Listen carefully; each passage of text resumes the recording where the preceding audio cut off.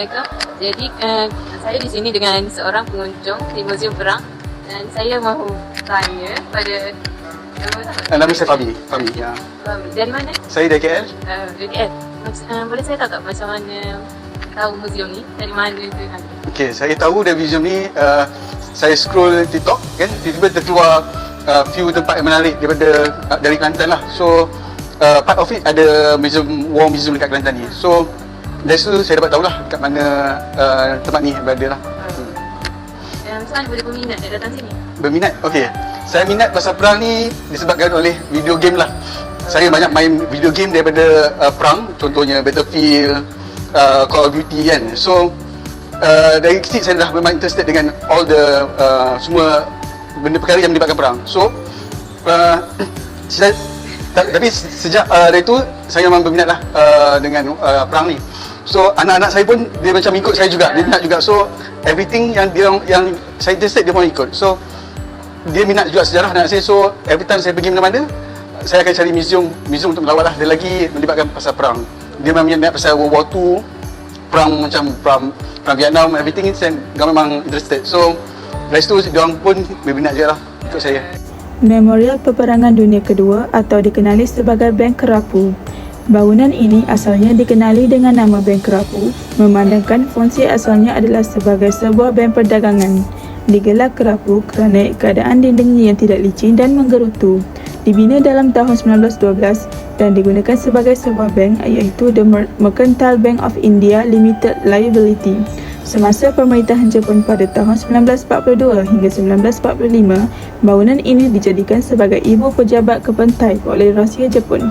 Selepas perang, bangunan ini digunakan semula sebagai sebuah bank. Pada tahun 1981, tingkat atas bangunan ini dijadikan sebagai balai seni lukis, manakala tingkat bawah merupakan Dewan Kraftangan. Fungsi bangunan bertukar pada tahun 1992 apabila ia dijadikan sebagai sebuah memorial.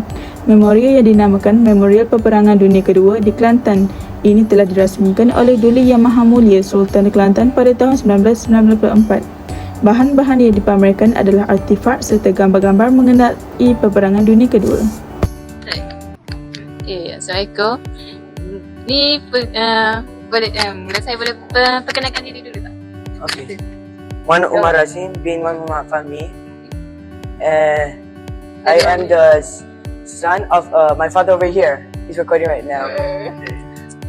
Well, the reason I like this museum is about the history.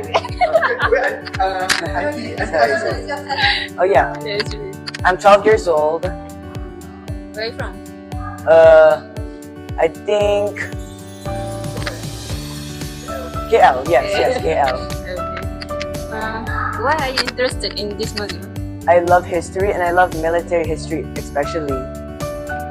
I like the history of the world, the history of other countries, and the history from today, modern history. That's the other history I like, except for the old history like the medieval history or the prehistory one. I don't want to learn about this. I only accept war history. That's my favorite. You're just interested in war? I'm interested in something like that. So basically, why I come here? Because I your dad. My dad wanted to visit it, and me and my brother were pretty excited. Okay. Okay, thank you.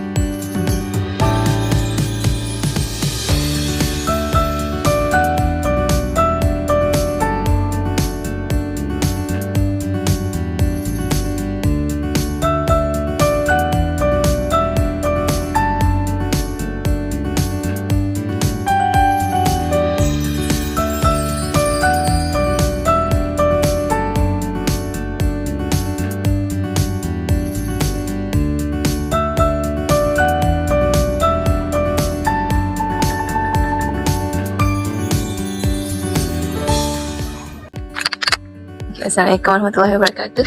Okey, untuk kita start kita punya interview ni ataupun temu bual, kita akan perkenalkan dulu Cik Kamal. Boleh perkenalkan diri? Ya, Assalamualaikum warahmatullahi wabarakatuh. Saya Kamal Nasrul bin Abdullah, penyelia di Museum Kuliah ataupun lebih kepada bank Rapu ya. Lebih Boleh Cik Kamal cerita sikit tak tentang belakang museum ni? okey. Kerana mula-mula wujudnya museum ni. Okey, dulu kita panggil memori apa perangai dunia kedua. Okey. Ditubuhkan pada tahun 1912. Jadi tapak asal bangunan ni adalah kepunyaan ni Yusuf bin Abdul Majid. Yusuf bin Abdul Majid ni adalah menteri besar pada tahun 1900. Ini adalah tapak rumah dia. Tapak tanah dia pada masa tu. Dia siap dibina pada tahun tu 1912. Pada tahun 1941 hingga 1945 dijadikan sebagai pejabat ataupun dia panggil kapital Jepun, pejabat polis rahsia Jepun sini. Jadi sebelum tu dijadikan bank pertama di Kota Baru tahun 1918 oleh satu British lah, British ataupun Inggeris. Dijadikan bank pertama di Kota Baru, sebab tu nama dia bank. Bawah dia nama dia ni adalah Mercantile Bank of India Limited, berpekala di Goa, Syarikat India Timur Inggeris. Bawah dia berpekala di Goa India. So masa tu Syarikat India Timur Inggeris ni dia pusat sana. Semua kita ni selepas Inggeris mari ataupun British mari dia buat bank. Tahun 1941-45 Jepun ambil. Lepas tu tahun 1950 British ambil alih balik, jadikan bank semula. Pada tahun 75 syarikat bank ataupun syarikat kewangan Hong Kong and Shanghai Bank ambil alih tahun 75 ataupun tahun 77.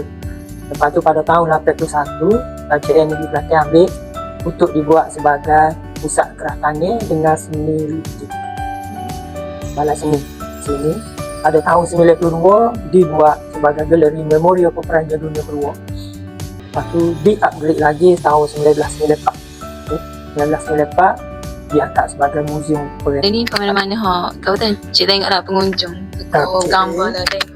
Kalau mari macam budak-budak ni dia minat ketubel, dia dipakai ketubel. Kalau minat kata gembar, dia dipakai kata gembar. Tak minat ke pengunjung, dia atas pengunjung. Kalau pengunjung tu peminat sejarah, tu kita kena follow lah.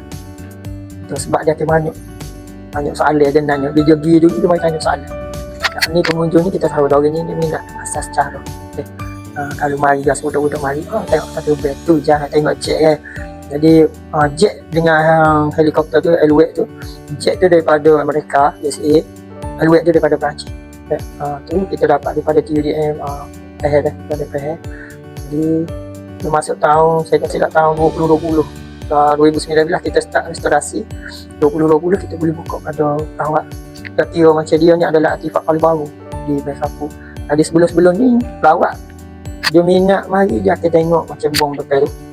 Bom, lepas tu buk Jepun tu. Buk tu kita jumpa dekat Bank Kepulauan, kawasan Kepulauan dekat kawasan Pung Pasir. Kita jumpa situ. Balik tu buk tu dulu dia warna merah. Kita cat ikan tu, kita cat untuknya sebenar untuk anti karat. Lepas tu ada beberapa artifak yang menarik menarik kita tu.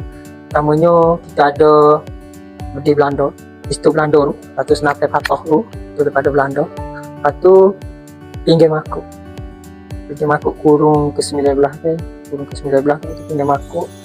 Lepas tu peninggalan macam peralat saya guna hari macam bekas rokok, bekas sabun. Lepas tu alat pencukur, lepas tu bekas ubat. Macam ubat batai British guna, Jepun guna. Kita ada benda tu. Lepas tu orang akan nak tengoknya pedai tu. Pedai tu pedai original bukan pedai replika. Dia pedai original di pedai tu tahun 1939. Cik nak tanya pasal kepentingan museum ni untuk masyarakat lah ni. Contohlah, saat ni saya kata saya duduk kedai kopi. Lalu ni saya combine dengan masjid. Kita minta dengan tutup email ni ke dia berhubung dengan tutup email masjid dengan tutup mulu kampung.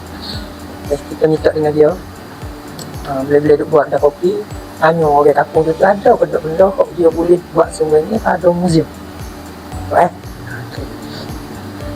Maknanya paling kena berjaga tidak okey saya kata. Jadi bila kita museum ni kita buat pameran luar, banyak kita ada pameran luar, pameran bergerak kita panggil. Jadi bila kita buat pameran bergerak ataupun kita dipanggil untuk buat pameran di masjid tu, di sekolah tu ataupun yang tinggi tu, dipanggil masa tu kita bertukar pendapat. Siapa ada bagai-bagai kok dikira layak masuk museum, nak sumbangan pada kita pun boleh. Kalau nak untuk bayarnya, kita buat kira cara bayarnya. Sebab kalau cara untuk bayarnya ni kebanyakannya kita kena tengok keadaan bayar dulu. Kalau benda tu bersejarah, kemungkinan kita akan ambil.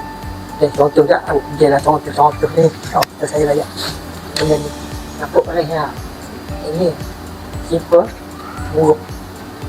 Contoh saya bayar. Tiba-tiba pen ni digunakan oleh Dr. Mahathir. Contoh digunakan oleh Dr. Mahathir. Kebetulan masa dia guna tu kan bilang pen tu. Jadi pen tu tiba-tiba boleh kit. Jadi orang main pen tu dia kata ni pen ni pernah dia guna tu untuk saing goni. Tak. Jadi pen tu mahal tak? Mahal. Lagi ada apa baru pen saya. Betul tak? Betul yang saya ada. Jadi bila benda tu sejarah, ada sejarah. Terima kasih banyak banyak ke saya boleh ratus kok. Betul ada. Ataupun dia nak sumbangan ke museum lah. Jadi kita kena cari lah gambar kok. Duduknya itu. Tak gambar dia pen sebelah. Pen yang digunakan untuk ada tanya benda ni. Yang paling mahal sekali pen ni adalah pen mana? Pen yang waktu kedua biasanya. Dr. Mahathir. Nah itu mahal pakai. Ada dengan musim Itulah paling bernilai ni.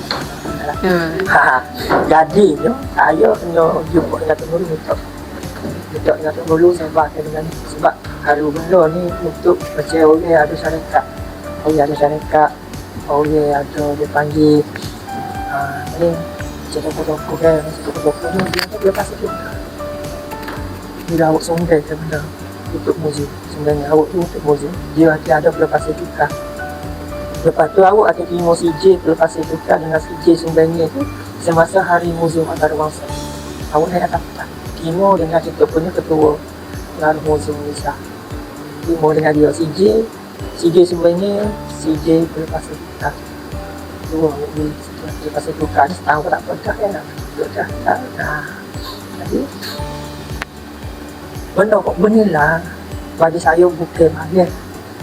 Bagi saya tu cara bukan kita panggil apa bukan balik sebenarnya benda balik bernilai di muzik.